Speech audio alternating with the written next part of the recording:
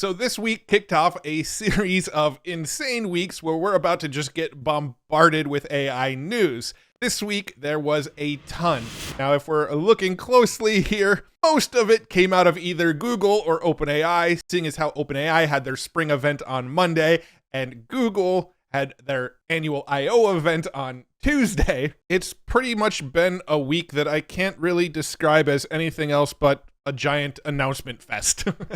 The week kicked off on Monday with OpenAI's spring update. I actually did a full breakdown video of that spring update on the channel. You can find it. It's called ChatGPT's Amazing New Models Feel Human, and it's free. However, I do know a lot of people watch just this one end of the week video on this channel to get totally caught up with all the AI news. So I will give you a quick recap. Plus, I'll share a few other things that they didn't talk about in that keynote that are pretty cool. The event kicked off with the announcement of GPT-4o. The O stands for Omni because it's a multimodal model that can handle audio and video and images and kind of everything you can throw at it. Last week, when we were all talking about this mysterious GPT-2 chatbot that was on the limsys.org website, and we were all speculating that it was a new OpenAI model, well, we were right. This is what GPT-4o was. Now, this new GPT-4o model is much faster, it's multimodal, it understands audio, text, images,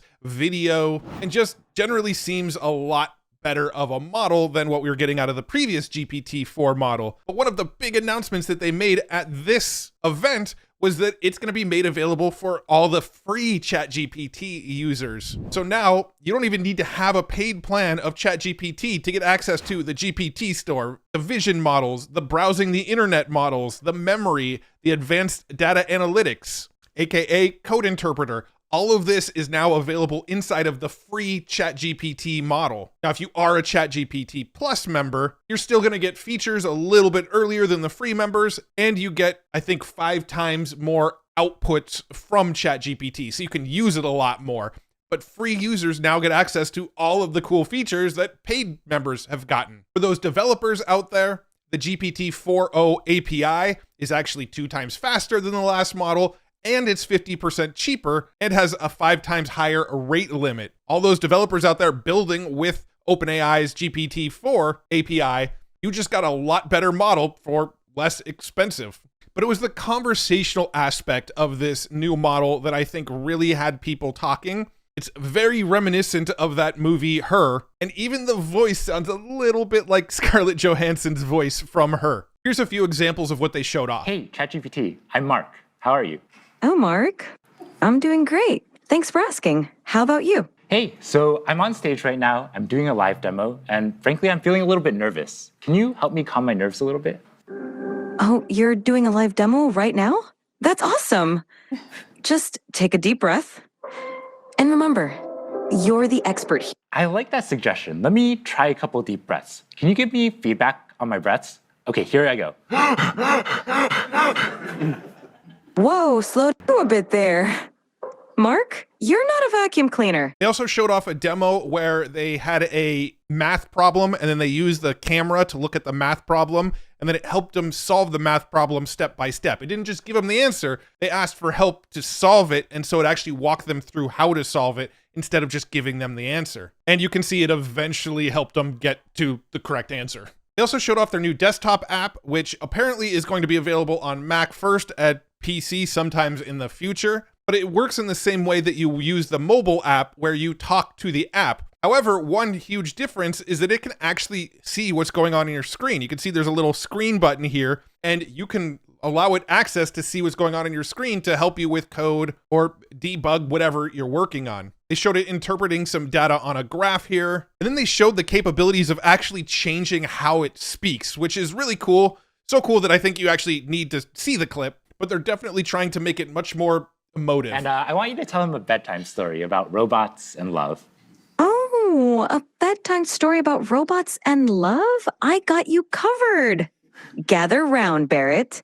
Once upon a time, in a world not too different from ours, there was a robot named Byte. Byte was a curious robot, always exploring. Started this story, but I want a little bit more emotion in your voice, a little bit more drama. Got it. Let's add some drama.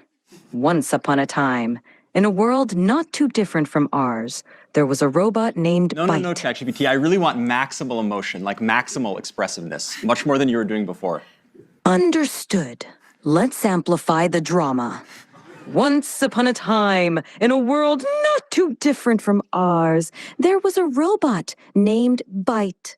Actually, can you do this in a robotic voice now? Initiating dramatic robotic voice. Once upon a time, in a world not too different from ours, there was a robot named Byte. They also show that it can recognize your face and guess the sort of emotions you're going through based on your facial expressions. It looks like you're feeling pretty happy and cheerful, with a big smile and maybe even a touch of excitement. Whatever's going on, it seems like you're in a great mood.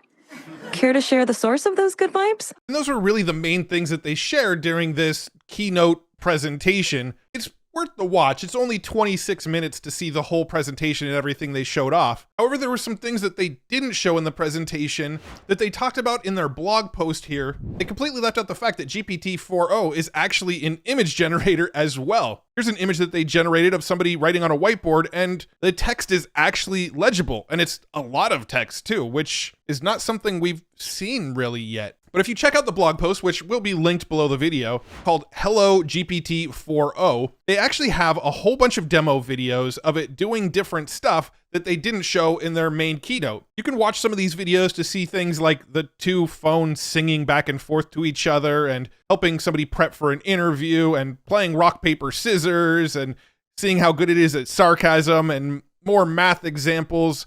There's a whole bunch of really cool demo videos that show off similar stuff to what they showed in the demo video there. But if you scroll down a little bit further, you've got this section called Explorations of Capabilities. And then it's got a drop down of all of these other capabilities that it's got that they did not show off in the keynote, like poster creation for the movie Detective. Input, let's design another poster with 2 new characters. This is a picture of Alex Nickel and a casual picture of Gabriel Go. They gave a description of what they're looking for in the poster, and it generated this picture here. It botched their names, but managed to get both of their faces into the poster and write the word detective on it. They asked it to do some cleanup, and it got even closer. Look at that. Pretty cool poster. This was done with GPT-4o. Here's another example that shows character consistency. They created Gary the robot here, and then prompted that same robot into different scenes. They uploaded the original image that it generated, and then asked it to generate an image of him playing Frisbee, and it created the same character but playing Frisbee. Or he likes to program computers. Same character at a computer,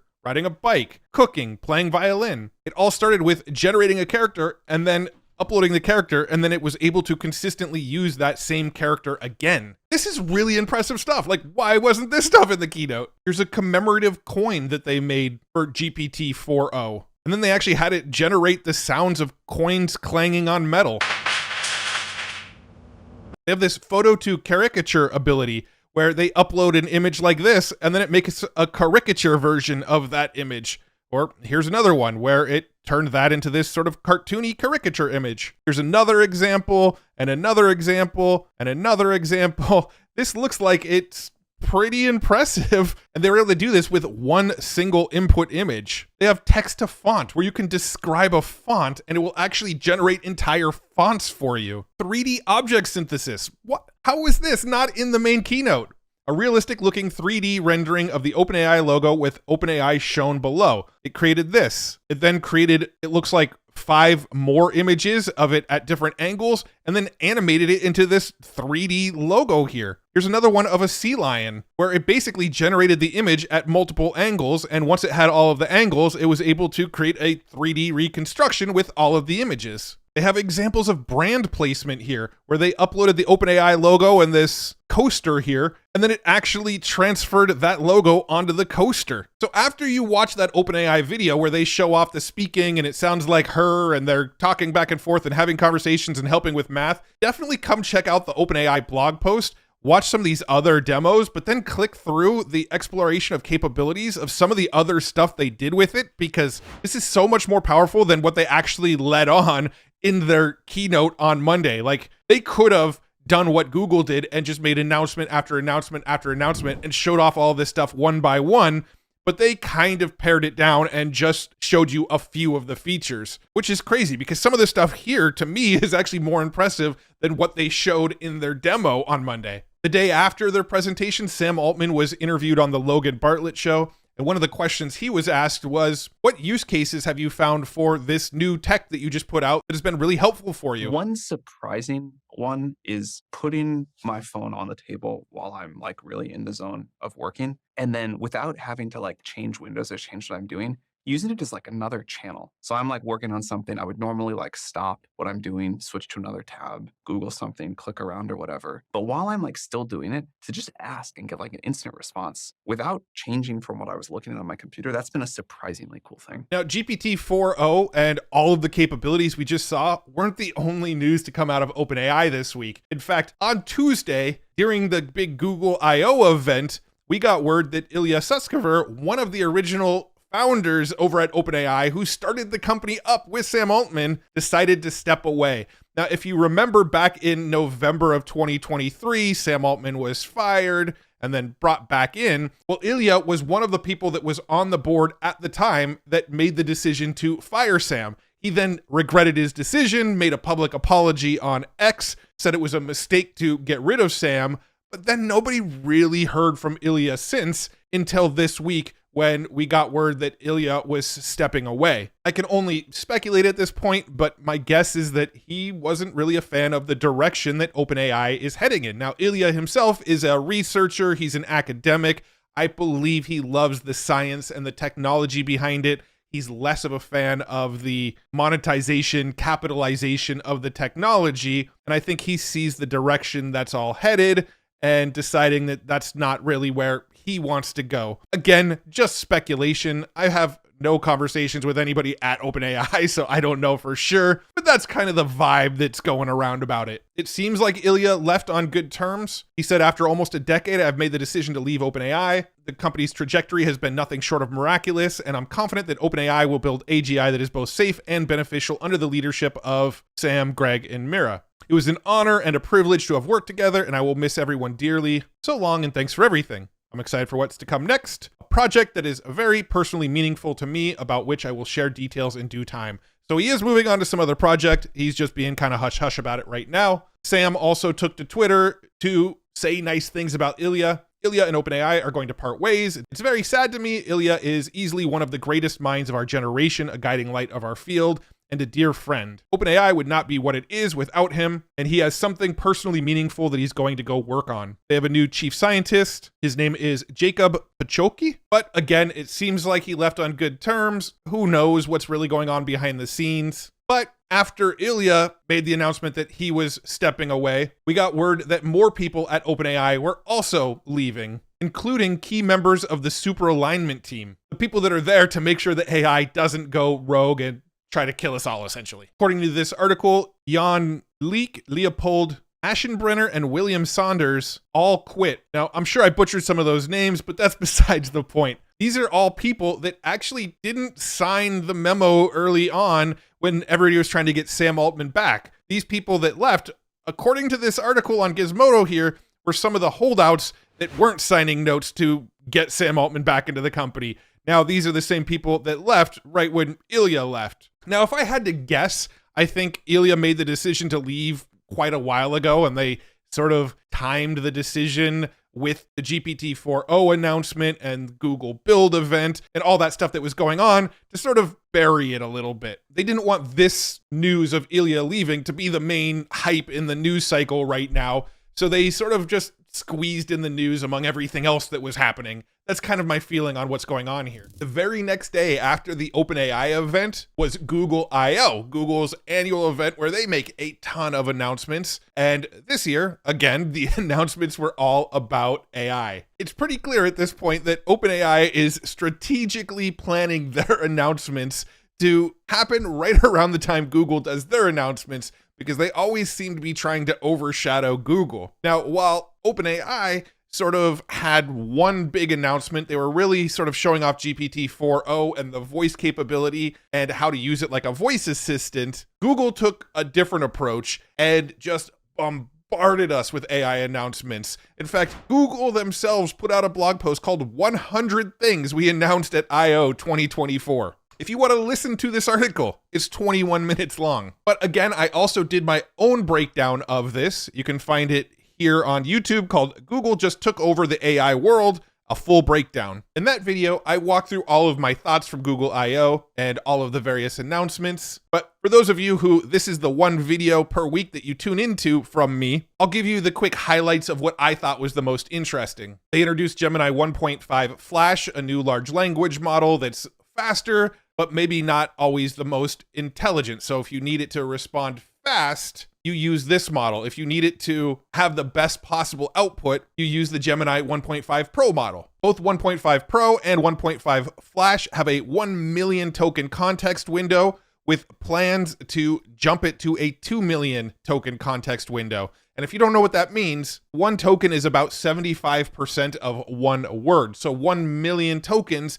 means between the amount of text you input for the large language model and the text you get back in the response combined can be about 750,000 words. When it jumps to a 2 million token context window, you can now input and output about 1.5 million words. Now, the biggest showstopper from the event, in my opinion, was when they showed off Project Astra. With Project Astra, they were able to take a mobile phone and it was able to see what the phone was looking at, and then you could ask questions about what it was looking at and even draw on your phone and get more details. Here's an example of what that looked like. Tell me when you see something that makes sound. I see a speaker, which makes sound. What is that part of the speaker called? That is the tweeter. It produces high-frequency sounds. And so the phone was actually watching everything that the camera can see, but it also remembered everything that it saw during this whole process. So let me fast forward this a little bit, because there was one really interesting part here. Notice how she casually moves past the glasses there? Well, let me zoom ahead a little bit further and check this out. Do you remember where you saw my glasses? Yes, I do. Your glasses were on the desk near a red apple. And you can see it remembered where those glasses are. And here's a little Easter egg that most people probably didn't catch. If you watch what happens next, this might be a sneak preview of what Google's working on next. Because she grabs the glasses here, puts them on, and then you no longer actually see her doing this with her phone. It appears from that point on, she's doing it with glasses. They didn't specifically talk about this in the keynote, but if you watch the video, that's clearly what happened. So just watch the rest here. She puts her phone down, puts on the glasses. Now you see her wearing glasses. What can I add here to make this system faster? Adding a cache between the server and database could improve speed. And notice how there's some text on the screen there. I'm assuming that's what she's seeing in her glasses as she's talking. So it might have like a little bit of a heads-up display in the glasses, a little bit of an augmented reality element to them, but they haven't actually confirmed this. So I'm just reading into this from seeing this in the video. Let's take a peek down here in the corner. We can see her wearing these glasses here. This might be the next iteration of Google Glass. I mean, Google Glass was ahead of its time, because now we're seeing stuff like the Meta Ray-Bans actually become popular. Now, this was one of the things that I actually got to demo in person. You can see they had a little camera up top looking down at these objects here, and you were able to ask questions about the objects. It would tell you stories about a T-Rex and a duck. You can see he just added this donut here. It would add the donut into this story, and all of this stuff worked in real time. This was me shooting from my 360 camera, so you can see me watching here, but I actually did get to demo this, and it seemed to work as they showed it off in their demos on stage. They also showed off this feature in Notebook LM where you can throw a whole bunch of data in there, throw in docs and spreadsheets and your own audio messages and all sorts of stuff into this Notebook LM.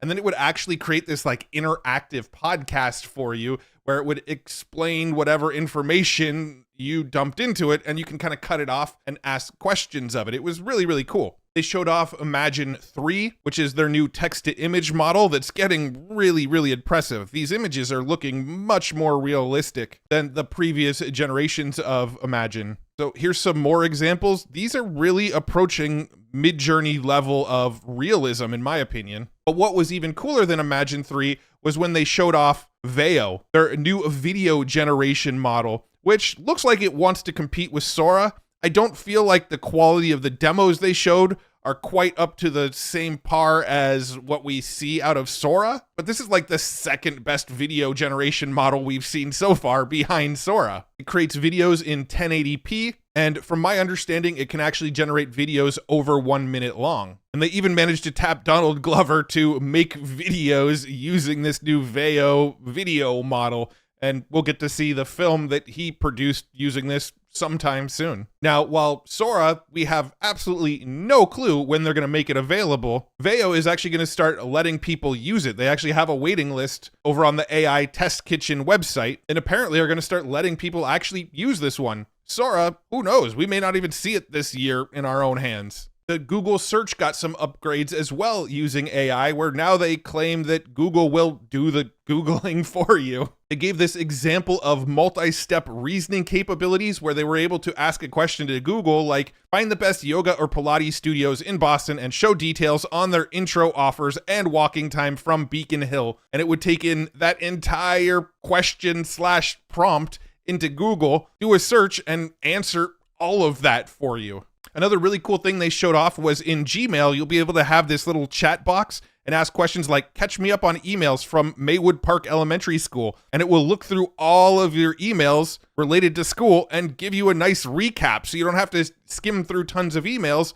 You get it all in one place. They're also going to have that in Google Meet. And pretty much the entire Google suite of tools are going to get this little sidebar here. They even said later this year in labs, you can ask Gemini to automatically organize email attachments in Drive, generate a sheet with the data, and then analyze it for you. They also showed off Ask Photos, which was a really cool feature where it knows the context of all the photos, and you can say, when did my daughter learn to swim? And it would look through all your photos and find times where she was swimming and tell you when she learned to swim. Or remind me what themes we've had for Lena's birthday parties. Here are the themes for Lena's last 4 birthdays. 3rd, a princess celebration. 4th, under the sea. 5th and 6th, magical unicorn parties. It found all that information by just looking at the photos. One really interesting moment that the crowd kind of went crazy for was when they showed this feature where when somebody's trying to scam you on a phone call, not in text messages, on an actual phone call, it will try to detect that and warn you that you might be getting scammed right now. Check this out. Let's say I get rudely interrupted by an unknown caller right in the middle of my presentation. Hello? Hi, I'm calling from Safemore Bank Security Department. Am I speaking to Dave? Yeah, this is Dave, kind of in the middle of something. We've detected some suspicious activity on your account. It appears someone is trying to make unauthorized charges. Oh yeah, what kind of charges? I can't give you specifics over the phone, but to protect your account, I'm going to help you transfer your money to a secure account we've set up for you. And look at this. My phone gives me a warning that this call might be a scam. Gemini Nano alerts me the second it detects suspicious activity, like a bank asking me to move my money to keep it safe. And everything happens right on my phone, so the audio processing stays completely private to me and on my device. We're currently testing this feature, and we'll have more updates to share later this summer. Now, there were a ton more announcements. Again, I shared an article that had 100 different announcements. It was just announcement overload. And again, I also made a whole dedicated video just talking about the announcements and my feelings around those announcements. So if you do want to go deeper and learn even more about what happened at Google I/O, definitely check out that video as well. I think Joshua Skigala here sort of summed up the two events well. The difference between Google and OpenAI. OpenAI demos cool stuff, and I know where to go try it. Google demos 50 things with all sorts of names, random places to go use them, vague release dates, and random permission walls I need to pay, apply, or move country for. I'm totally lost and thus disinterested. Now, I don't totally agree with that. I am super interested in what Google's releasing. I think they showed off some really cool stuff. I also met a lot of the people that were developing these products, a lot of the product managers and the leads on some of these things, and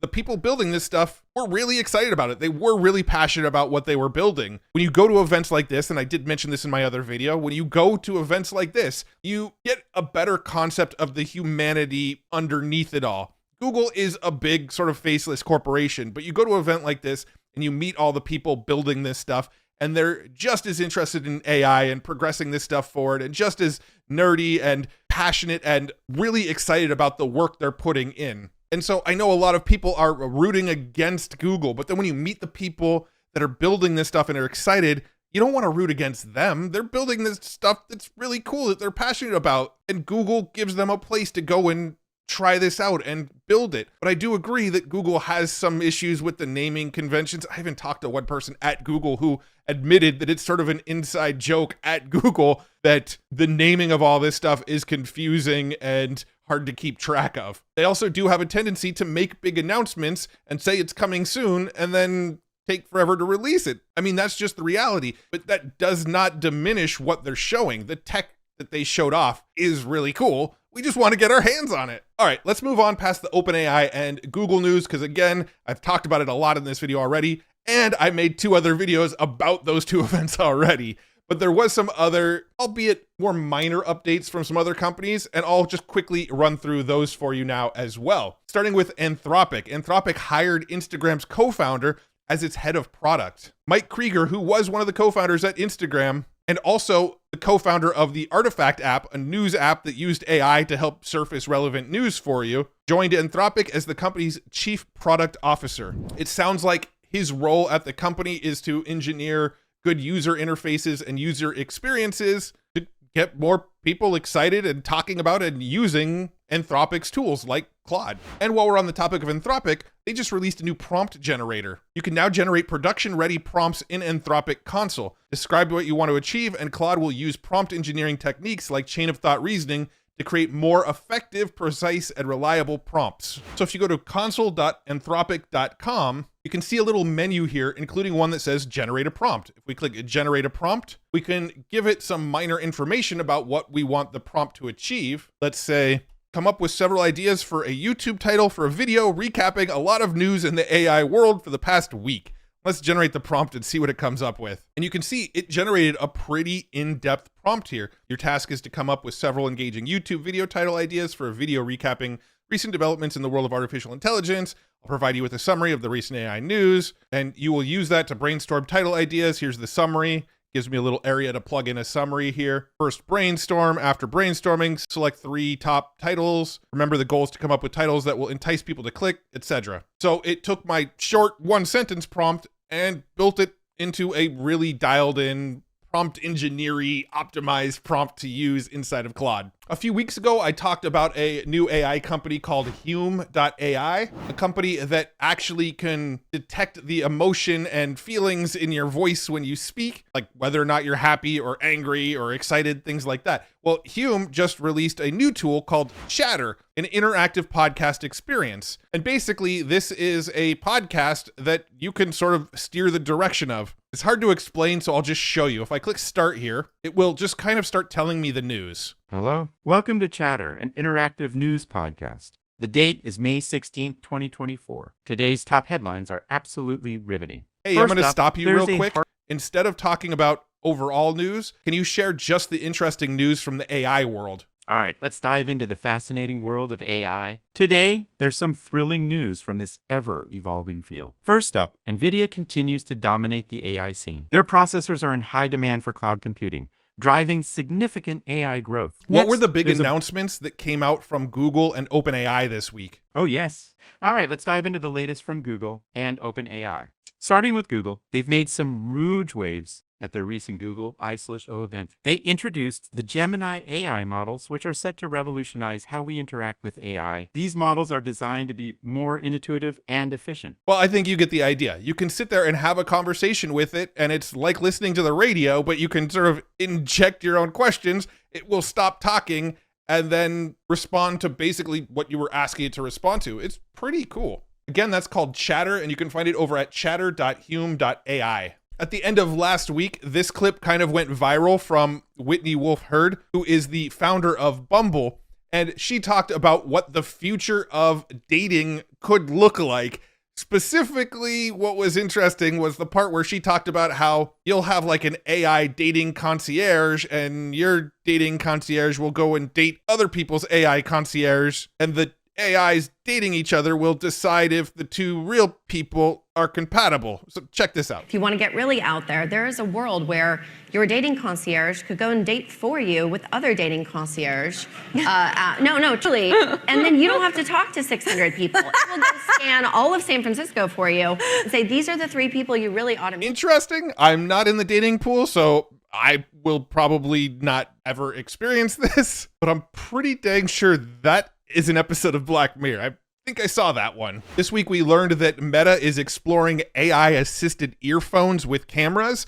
Now, there's not a lot of news about this. This seems to be kind of early speculation, but it sounds like they're exploring making like AirPod-type earbuds that have cameras on the little tip of the earbud so that they can see what's going on. And, you know, imagine like the Rabbit or the AI pen or even the Meta Ray-Ban glasses that you wear. Well, this sounds like it could potentially do the same thing where you can hear everything it's telling you, but it can also see what's going on around you. Maybe it'll record video. Maybe the camera is just to see what's going on to give context to the LLM. I don't know. There's not a lot of details about this yet. This seems to be kind of a rumored thing, but seemed interesting, so I thought I'd share. And finally, this is just the beginning of event season. Next week is Microsoft's Build event, which is sort of the equivalent of Google I/O, but Microsoft's version. And Microsoft tends to do similar to Google, where they do these events, instead of a 30-minute keynote like OpenAI, they do a 2-hour keynote and just bombard you with announcements. So that's kind of what I'm expecting from Microsoft.